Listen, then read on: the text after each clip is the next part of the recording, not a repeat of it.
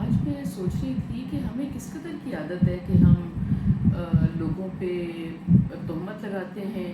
کہ کیسے short cut سے کسی نے زندگی بنا لی، کاروبار بنا لیا، کیسے کوئی راتوں رات امیر ہو گیا،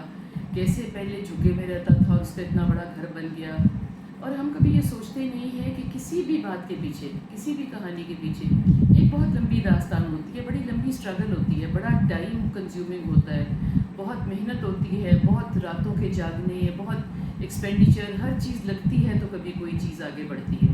ہم ہر کسی کو ایسا جانتے نہیں ہوتے نا، اور ہم سمجھتے ہیں کہ بیٹھے بٹھائے کسی کو کچھ بھی مل گیا، کچھ لوگوں کو شاید مل بھی جاتا ہوگا، لیکن ایسا نہیں ہوتا۔ ہمیشہ جہاں سے کچھ آپ کو ملنا ہوتا ہے وہ رستہ کٹھن بھی ہوتا ہے، دشوار بھی ہوتا ہے، ٹائم کنزیومنگ بھی ہوتا ہے، اور آپ کی طاقت بھی لیتا ہے اور حوصلہ بھی لیتا ہے۔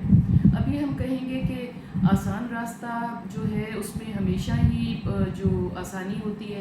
آسان راستے میں آسانی نہیں ہوتی۔ بہت مرتبہ تو آسان راستے میں کرپشن کو ہم بہت آسان راستہ کہتے ہیں، اور بہت مرتبہ کٹھن راستے کو ہم کہتے ہیں کہ اس میں ہمارا کوئی ہیلپ فل نہیں ہے۔ تو اس میں ہم کئی مرتبہ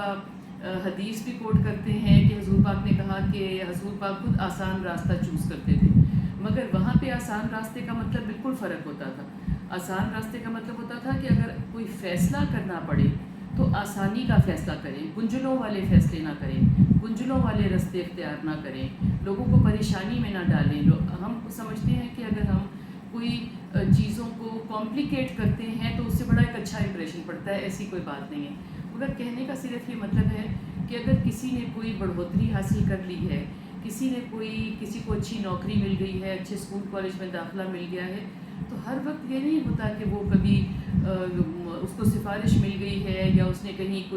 اس کا کوئی جاننے والا ہے، اس نے کسی کو بتا دی ہے۔ تو میں یہ کہنا چاہ رہی تھی کہ اگر تھوڑا اپنی طرف دیکھیں، اپنے اوپر دھیان دیں اور اپنے آپ کو سنوارنے کی کوشش کریں، تو ہم باہر کی طرف دھیان نہیں لگاتے کہ کسی کو کتنی جلدی گھر مل گیا اور کسی کو کتنی جلدی نوکری مل گئی۔ زندگی بہت چھوٹی ہے، ٹائم بہت کم ہے، اور کسی نے کیا کیا یا کسی نے کیا نہیں کیا، یہ over a cup of coffee ہماری ڈسکشن کی تو کانورسیشن ہو سکتی ہے، مگر اس کا نہ دنیا میں کوئی حصہ ہے اور نہ آخرت میں۔ اپنی طرف دھیان دیں، زمانہ دیکھیں، ویسے ہی بہت خراب ہے، حالات بھی بہت خراب ہیں، اور عمر بھی جب ایک انسان پیدا ہو جاتا ہے نا، تو وہاں کا کوئی ایسی بات نہیں ہے کہ کہیں کہ اس کے پاس بہت عمر پڑی ہے، اللہ کب کسی کو لے لے کوئی پتہ نہیں۔ اس لیے کوشش کریں کہ اپنی گٹھری مضبوط کریں، اپنا لے جانے والا سامان کریں، لوگوں کی طرف نہ دیکھیں کہ کوئی کس حوالے سے کہاں پہ